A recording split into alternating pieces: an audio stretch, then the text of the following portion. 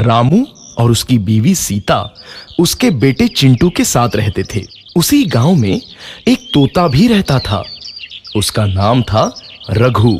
वो किस्मत का धनी था।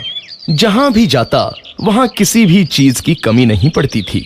एक दिन रघु उड़ते उड़ते उस गरीब परिवार के घर गया।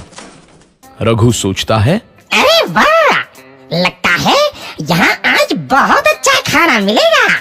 मैं पेट भर के खाऊंगा। वो एक कटोरी में रखे अमरूद देखता है। अरे वाह, अमरूद, मुझे तो ये बहुत पसंद है। मैं तो इसे पेट भर के खाऊंगा। रघु तोता अमरूद खाने ही लगता है। तभी सीता रघु को अमरूद खाते देखती है तो गुस्सा हो जाती है और उसे वहां से भगा देती है। भाग यहाँ से, न जाने कहां से आ जाते हैं। मैं तो परेशान हो गई हूं इनसे। सीता के भगाने के बाद रघु चुपचाप से एक कोने में रहता है। धीरे धीरे उस परिवार की बरकत होने लगती है। एक दिन रामू और सीता खाना खाते वक्त बातें करते हैं। आजकल हमारी बहुत तरक्की हो रही है, काम भी अच्छा चल रहा है। रामू कहता है। इस पर सीता कहती है, सच कहा, भगवान हमेशा ऐसे ही हम पर मेहरबान रहे। बेटा चिंटू भी कहता है, पिताजी, मुझे खिलौना लेके दो ना, मेरे सभी दोस्तों के पास है। रामू कहता है, ठीक है, जरूर लाऊंगा।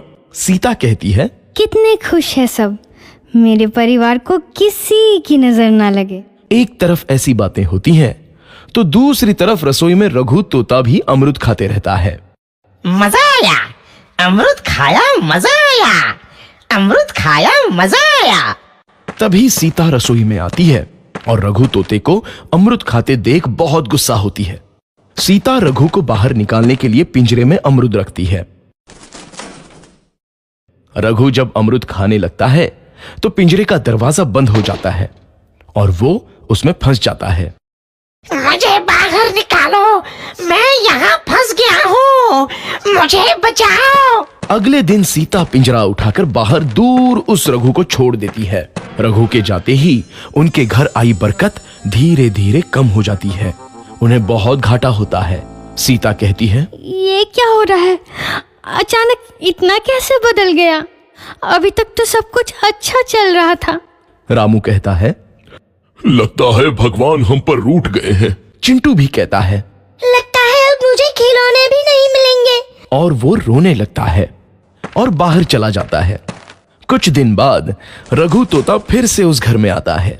वापस आया, मैं वापस आया, अब मैं जमकर अमरूद खाऊंगा।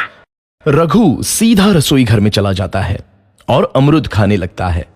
कुछ देर बाद सीता रसोई में आती है और रघु को देख कहती है, एक तो घर में पहले से इतनी दिक्कत चल रही है और ऊपर से ये तोता मुझे और परेशान कर रहा है। सीता रघु को वहां से भगा देती है। रघु उड़कर किसी कोने में छुप जाता है। कुछ दिन बाद धीरे धीरे उस घर की बरकत वापस आने लगती है। काम भी अच्छे से चलने लगता है। एक रात जब रघु तोता अमरूद खाने जाता है तो पिंजरे में फंस जाता है। ये लोग आखिर चाहते क्या हैं? एक तोते को शांति से अमरूद खाने क्यों नहीं देते? मैं कौन सा चोरी कर रहा हूँ? बस अमरूद ही तो खा रहा हूँ। तभी रामू वहां आता है और पिंजरे में रघु तोते को देख उसे बाहर छोड़ देता है।